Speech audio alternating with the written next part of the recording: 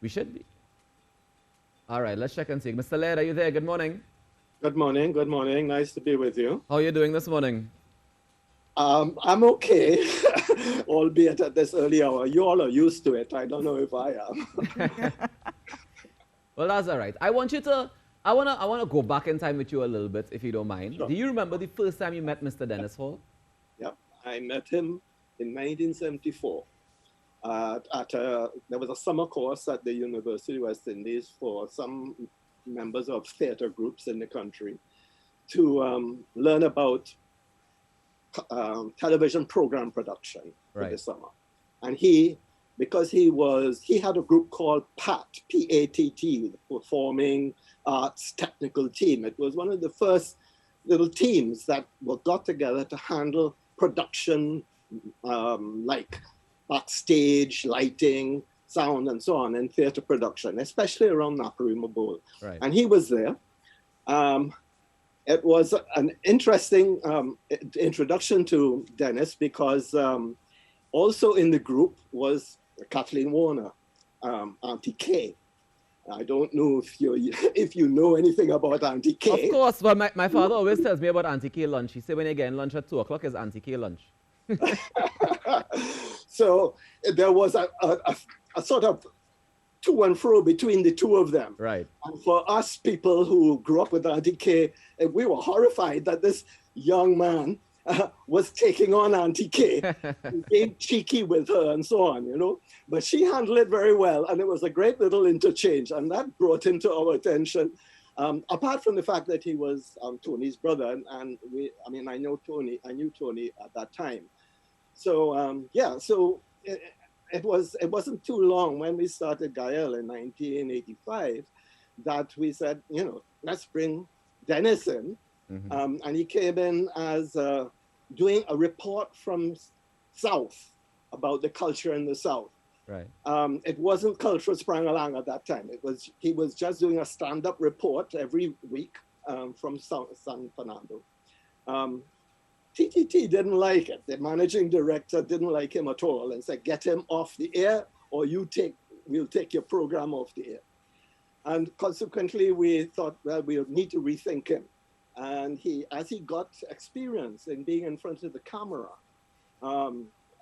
because Dennis was a very private person. Dennis was a person who didn't, you wouldn't know to watch him in his later days how shy he was and how introverted he was.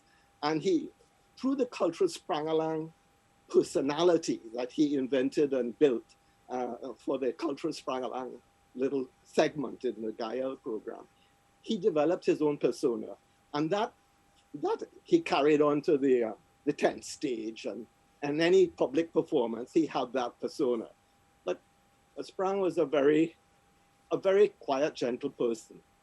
You wouldn't know that, but and so that was my first introduction to Dennis, and it went on. I mean, he was in every Gael program for 6 years. That's 300 Gael programs. Wow. Plus, he did a little segment in Late Night Lime in the 1990s, a 14-part episode on conversations with cultural figures. And he used to do a little segment in there, which would on different topics, because that's essentially our ongoing relationship with him. I mean, Sprangalang is definitely one of our icons, and I want to say, that you deserve some applaud for being able to put him on screen and give us that opportunity to be able to bear witness to and be part of and learn from. I guess we were lucky, if we didn't put it. I mean, we asked him to come on, and he did. I guess because Tony was also there, and that gave him the support.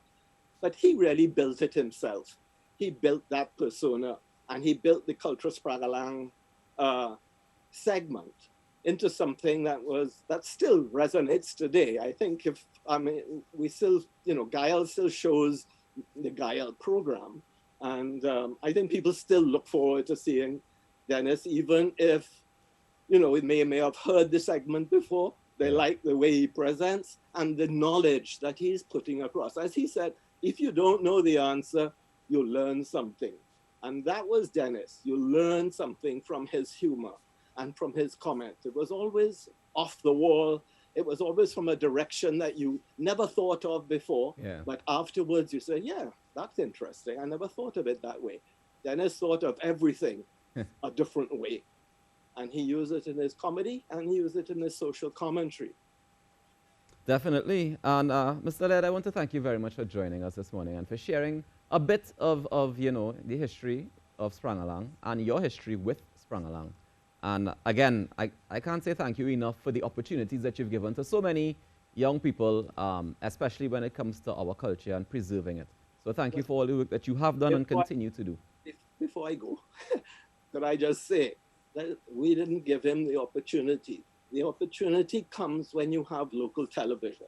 Once you have local television, you're giving the opportunity to all our citizens to be part of a national conversation. So it's not just us putting him there and giving him opportunities. We had the opportunity of having a space on the air, and we used it as anyone would if they had the space. Right. So thanks a lot for letting me, contribute to the tribute. No problem. Before I let you go, though, today is budget day, and I know that, in the creative sector, what they've been calling the orange economy, we've been asking for things, looking forward to things. Is there anything in particular you hope to see come out of the budget today? You're asking me difficult questions. We always hope for some sort of encouragement for local media, but that comes up in budget sometimes but never materializes. So, my hope, I've got to the age where I've heard a lot of budgets and I've heard the same thing repeated and we don't actually see it. What we, of course, everybody is worried about is what measures the government's going to have to take to try and pull back our financial problems because of the COVID. And I think that's our main concentration right now. What are we going to have to pay for all this lockdown and stuff over the last 6-7 months and for the future? Okay. Well, thank you very much, Christopher Laird, Managing Director of Banyan. I want to thank you very much for joining us again this morning. Thank you very much. And enjoy the rest of your day. All right. So we are here on the Now Morning Show, and that was Christopher Laird. I'm going to take a quick break, and when we come back, we are going to get back into some more budget talks, as well as we have some more things to discuss on the Now Morning Show. So you stay tuned. We'll be right back. Yes.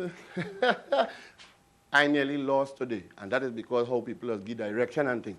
But it is easy for Trinidadian to communicate with Trinidadian because the simplest of things does get tied up when you hear Trinidadian get anything. Listen this. It has all kind of language and all kind of food, but for commonality. They should have give the food a particular name so we go know where we get in. You understand? Here what happened. Now, aloo pie is a combination of East Indian and English. No, so we say aloo means potato, therefore it's a potato pie. We safe with that. They now start to sell aloo pie with chana. Now you're not sure if it's a chana pie or it's a aloo pie. You see them kind, and then problem is that's real worries. Now, and next thing, like if you go to Tobago and ask for shadow benny, you wouldn't get. You have to ask for fitweed. So you're going to Tobago now, you say fitweed. You come in town, you buy shadow benny. You're going in the country and you meet an East Indian seller of shadow benny, you have to know his bandana. Or else you won't get it at all. Put down all the name, just like how they do.